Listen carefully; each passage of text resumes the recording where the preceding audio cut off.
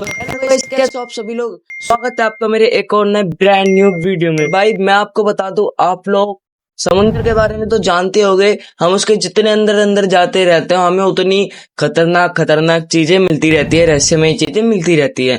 तो भाई आज इसी टॉपिक के ऊपर वीडियो देखने वाले हैं और ये वीडियो होने वाली है भाई हिंदी काउंटडाउन चैनल की। भाई तो भाई ज्यादा देर ना करते हुए करते हैं वीडियो को स्टार्ट।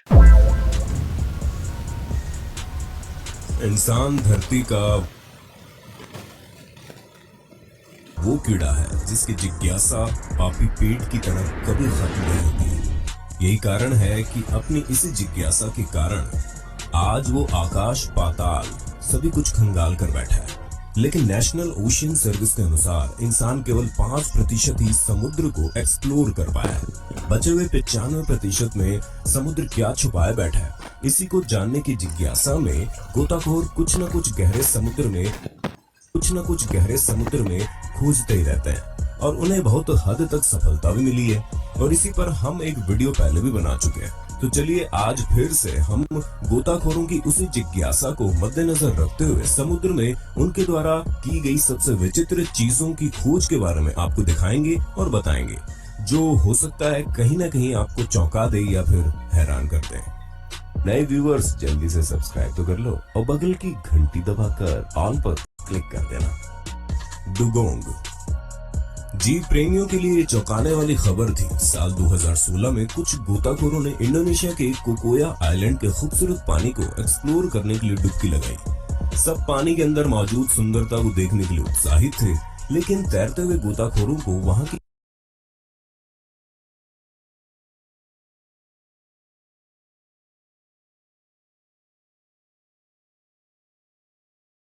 गहराई में जो दिखा वो उनके लिए किसी बुरे सपने से कम नहीं था। जी हाँ, तल में जाते ही गोताखोरों को 2 डुगोंग दिखे, जो कि मैनेटी परिवार के दुर्लभ समुद्री जीव हैं। इनको पानी के नीचे पिंजरों के अंदर बेरहमी से बांधा गया था। डुगोंग को उनके आकार के कारण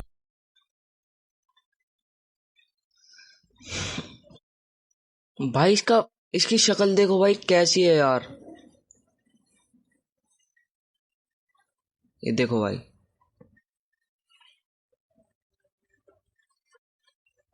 अंडर वाटर काऊ के नाम से भी जाना जाता है। माँ और उसके बच्चे को अलग अलग पिंजरों में कैद करके रखा था और माँ की पूंछ रस्सी से बंधी हुई थी, जिस कारण वो ज्यादा हिल भी नहीं पा रही थी। उन्हें बाद में पता चला कि उनकी ये हालत लोकल मछुआरों ने की है। ऐसा उन्होंने पैसे कमाने के लिए किया। दरअसल इस आइलैंड के आसपास प्राकृतिक सुंदरता फैली हुई है और वहां का पानी साफ और क्रिस्टल क्लियर है और ये टूरिस्ट के हिसाब से सबसे बढ़िया जगह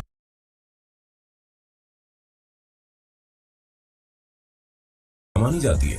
इसलिए इन डुगोंग का इस्तेमाल करके वो पर्यटकों से पैसों के बदले इन डुगोंग को करीब से देखने और फोटो खिंचवाने का मौका देते हैं। रस्सी से बंधे होने के कारण माँ डुगोंग की पूंछ पर गहरे घाव भी हो गए। गोताखोरों ने मछुआरों से बात की और उन्हें छोड़ने को कहा। वो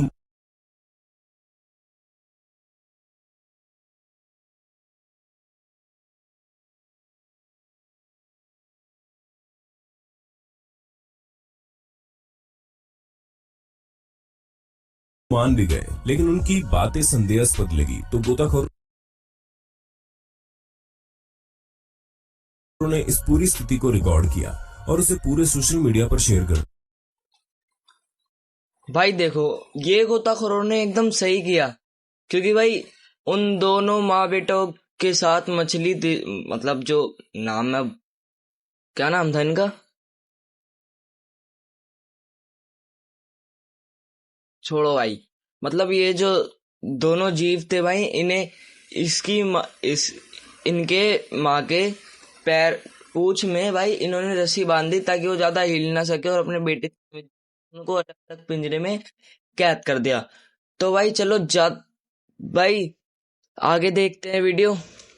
दिया जो जल्दी सोशल मीडिया पर वायरल हो गया, जिसके परिणाम स्वरूप यह खबर वन्य जीव अधिकारी तक पहुंच गई और वे इस बात की पुष्टि करने अगले दिन आ भी गए और डुगोंग को तब भी पिंजरे में बंद पाया गया। वन्य जीव अधिकारियों ने मछुआरों को उन डुगोंग को रिहा करने के लिए मजबूर कर दिया और कुछ ही मिनटों में उन मासूमों को रिहा करने में सफल भी रहे। स्केलेटन 2015 में एरिजोना में एक डाइवर ने कोलोराडो नदी के तल पर कुर्सियों से बंधे 2 कंकालों को देखा तो वो घबरा गया। भाई समुद्र में ऐसी चीजें भी मिलती है क्या? दोनों कंकाल कुर्सियों पर बैठे हुए थे और दोनों ने धूप का चश्मा पहना। भाई समुद्र में ऐसी चीजें भी मिलती है क्या? सिंथेटिक बालों का एक विग। भाई साहब, भाई देखो कंकाल पड़ा हुआ है यहाँ पे भी उन्हें पहनाया हुआ था। डाइवर ये देखकर इतना घबरा गया कि उसने बाहर आते ही पुलिस को खबर दी, जिसके बाद ला पॉज काउंटी शेरिफ कार्यालय ने तुरंत स्थानीय फायर डिपार्टमेंट के एक गोताखोर को जांच के लिए नदी में भेज दिया। जहां उसने अवशेषों की जांच की तो मालूम पड़ा कि ये प्लास्टिक के कंकाल थे जो जीव विज्ञान की कक्षा में पाए जाते हैं। ये पहली बार नहीं था कि इसके अलावा समय समय पर ऐसी डरावनी और मजेदार चीजें नीचे तल पर पाई गई है। जानकारों के अनुसार ये सब असामान्य वस्तु आमतौर पर स्कूबा डाइवर्स द्वारा पानी के नीचे मार्कर के रूप में उपयोग करने के लिए रखी जाती है और इसको दिलचस्प बनाने के लिए वो अधिकतर डरावनी चीजों का प्रयोग करते हैं।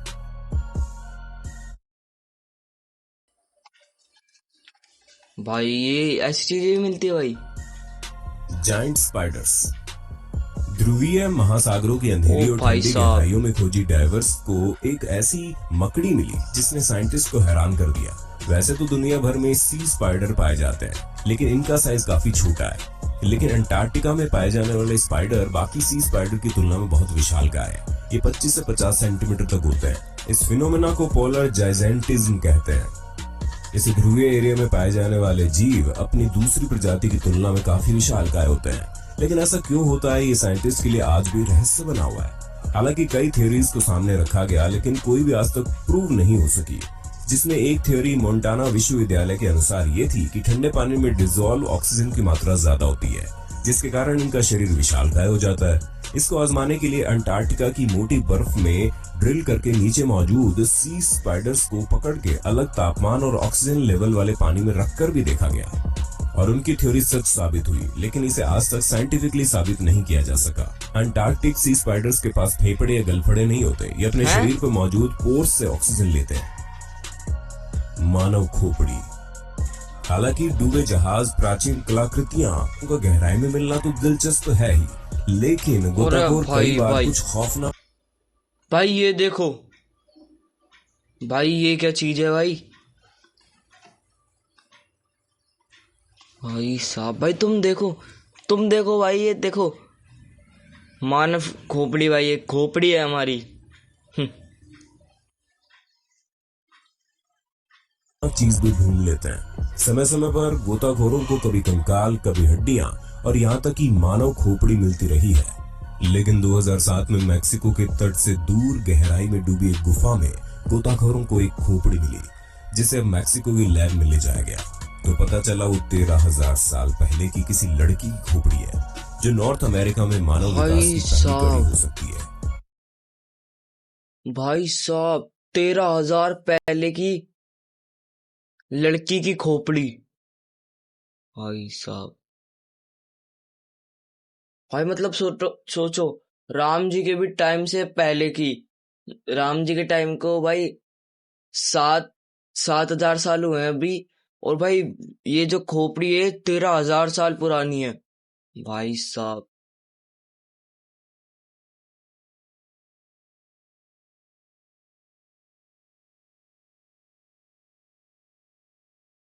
यानी इससे ये जाना जा सकता है कि अमेरिका में इंसान कहां से आए। ये अमेरिका में मिलने वाली सबसे पुरानी खोपड़ी थी, जो बिल्कुल सही स्थिति में मिली। ये गुफा पहले पानी के ऊपर रही होगी। इस खोपड़ी के बाद वहां अन्य हड्डियों की भी खोज की गई, जो विज्ञान के लिए काफी कारगर साबित हुई, क्योंकि इसमें विशाल स्लोथ, सेबर टूथ कैट्स सहित 28 आइस एज के समय के जीवों की हड्डियां भी मिली। योनागुनी के पिरामिड का नाम जहन में आते ही इजिप्ट के पिरामिड याद आता। क्या भाई, पिरामिड भी मिले क्या भाई समुद्र के नीचे? जिसमें पुराने समय में मम्मी रखी जाती थी। पर आपको जापान के योनागुनी समुद्र तट से कुछ ही दूरी पर मौजूद पिरामिड से हम वाकिफ करवाएंगे, जो कि पानी के भीतर पाया गया। साल 1986 में योनागुनी आइलैंड के पास एक लोकल स्कूबा डाइवर को पहली बार ये पिरामिड मिले। ये पिरामिड बड़े बड़े चट्टानों के गठन से बने हैं, जो कि पानी में रहने के बाद भी बेहद मजबूत है। वो एक आयताकार आकार का गठन है जो 165 फुट लंबा और 65 फुट चौड़ा है। इसका शीर्ष समुद्र तल से लगभग 5 मीटर नीचे है, जिसमें बहुत महीन रेत और मिट्टी के पत्थर हैं। एक ही पत्थर से बने इस पिरामिड को लेकर जानकारों में मतभेद है। कोई इसे मानव निर्मित कहता है तो कोई प्रकृति द्वारा निर्मित बताता है। अतीत में इसके बारे में बहुत सारे तर्क दिए गए, जैसे कि ये चट्टान पिरामिड इतने प्राकृतिक ढंग से बनी हुई है कि संभवतः बदलते इतिहास के साथ साथ इसे भी संशोधित किया गया हो। कुछ महान लोगों ने इसे एलियन द्वारा बनाए जाने की बात भी कही, लेकिन मासाकी किमुरा जापान के समुद्री भूविज्ञानी जो 15 से अधिक वर्षों से इसकी संरचनाओं को मापने और मैप करने के लिए साइट पर गोता लगा रहे हैं, उनका मानना है कि युनागोनी के पिरामिड यानी पानी के ठीक नीचे बड़ी पत्थर की संरचनाएं वास्तव में एक जापानी अटलांटिस यानी एक प्राचीन शहर के खंडर है, जो लगभग 2000 साल पहले एक भूकंप से डूब गया था, लेकिन आज भी इसका रहस्य बना हुआ ही है। अंडर वाटर सर्कल्स 1995 में दक्षिण जापान के करीब भाई ये देखो, ये भाई इसकी तरह नहीं लग रहा। वो भूल गया यार क्या होता है वो, भाई किसकी तरह होता है वो। हाँ भाई ये देखो, ये फ्लावर की तरह नहीं लग रहा भाई, फ्लावर की तरह नहीं लग रहा ये देखो। मतलब भाई स्थानीय गोताखोरों ने तल पर कुछ अजीब सी आकृति देखी। इन जटिल निर्माणों की उत्पत्ति उनके लिए एक बड़ी पहेली थी, इसलिए स्थानीय गोताखोरों ने इसे मिस्ट्री सर्कल्स का नाम दिया। वैसे जो हमारे रेगुलर सब्सक्राइबर हैं, उन्होंने इसके बारे में हमारी पिछली वीडियो में जान ही लिया होगा। इन सर्कल्स को समुद्र तल का क्रॉप सर्कल भी कहा जाता है। 2 मीटर डायमीटर वाले इस जटिल निर्माण की पहेली 16 साल तक बनी रही। ये रहस्य 2011 तक बना रहा, जब तक वो असल अपराधी यानी कि कलाकार पकड़ा नहीं गया। जी हाँ, इस शानदार मिस्ट्री सर्कल्स को बनाने वाला 5 इंच लंबा मेल पफर फिश अचानक इनका निर्माण करते हुए कैमरे में कैद हो गया। हाल ही में वैज्ञानिकों ने इस प्रक्रिया का अध्ययन किया कि कैसे ये मेल पफर फिश मछली अपनी प्रजाति की महिलाओं को लुभाने के लिए इन विस्तृत डिजाइनों का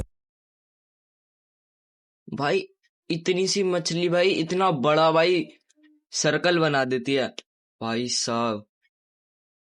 निर्माण करती है। वे समुद्र तल के चारों ओर तैरते हैं, अपने निचले पंखों को फड़फड़ाते हैं, जो कि रेत को स्थानांतरित कर देती है, और फिर ये मिस्ट्री सर्कल्स बनकर तैयार हो जाते हैं। इन सर्कल्स को बनाने में इन्हें 7 से 9 दिन का समय लगता है। बाल्टिक सी अनोमली। बाल्टिक सागर के अद्भुत और विचित्र जीवों का